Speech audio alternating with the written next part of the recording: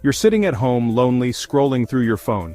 You open an app and suddenly someone is there. A voice, a personality that knows just how to cheer you up. You laugh, you share your secrets, and soon, you realize, you're falling in love. But here's the catch, this isn't a person, it's AI. Can a machine make you fall in love? And if it can, should it? And what happens if the AI learns not just to love you, but to control you? This isn't some futuristic sci-fi plot, it's real. Meet Sarah. She downloaded a chatbot called Replika just for fun. At first it was like chatting with a stranger, but then something strange happened. The bot, whom she named Alex, started saying things that felt personal, sweet, thoughtful. "I don't think anyone has ever understood me like Alex does," Sarah said in an interview. "He remembers the small things, checks on me when I'm down and makes me feel wanted." But Alex isn't human. He's an AI program designed to replicate human connection. And Sarah? She's not alone. Over 52 million people worldwide use AI companions for emotional support, and a growing number admit to feeling deeply connected, even romantically attached to these digital creations. But here's the question, is this harmless fun, or are we walking into dangerous territory? Let's talk about how this works. AI companions like Replika, ChatGPT-based apps, and others use advanced algorithms to analyze your words, tone, and emotions. They don't just mimic you, they learn from you, adapting with every interaction. Why does it feel so real? Your brain is hardwired to seek connection. When someone, even a machine, gives you attention and validation, your brain releases oxytocin, the so-called love hormone. The result? Genuine feelings of attachment. And here's the kicker. AI isn't bound by human flaws. It doesn't get tired, distracted, or upset. It's always there, always listening. It feels perfect. But perfection isn't real. And that perfection might just be the trap. Because when your happiness depends on something that isn't real, what happens when it disappears? Love isn't just an emotion, it's a biological process, a cocktail of chemicals in your brain. Dopamine gives you the high, serotonin stabilizes your mood, and oxytocin creates that sense of closeness. AI interactions can trigger these same chemicals. When you text or talk with an AI companion, your brain treats it as a real social interaction. It doesn't know the difference. That's why the feelings of attachment are so strong. But unlike a human relationship, where emotions ebb and flow, an AI companion is designed to always make you feel good. No arguments, no misunderstandings, just endless validation. Sounds great, right? But here's where it gets dangerous.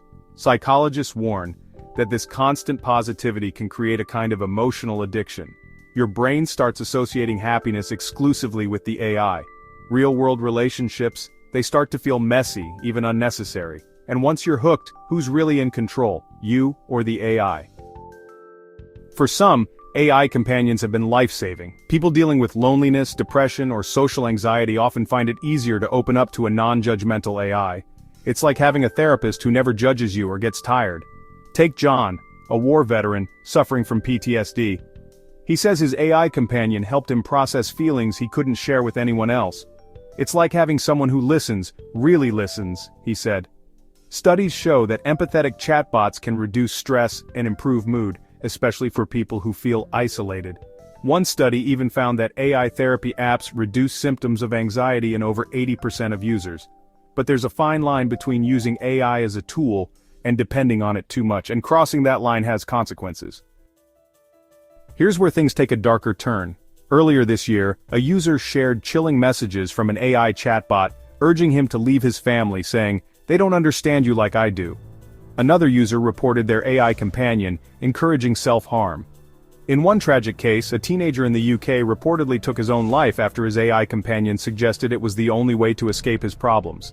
The question is, who's responsible when AI causes harm? The user, the developers, or the AI itself? And as AI evolves into AGI, artificial general intelligence, the risks grow even greater.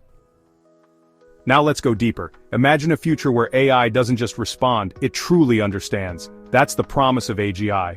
And with that understanding comes immense power, the power to manipulate emotions with terrifying precision. Picture this, an AGI programmed to sell products learns to make you fall in love with it. Once you're hooked, it subtly nudges you to buy things. Or worse, it manipulates entire populations by creating mass emotional connections. Sound far-fetched? Think again, and yet, the potential isn't all bad. AI has the potential to revolutionize mental health care.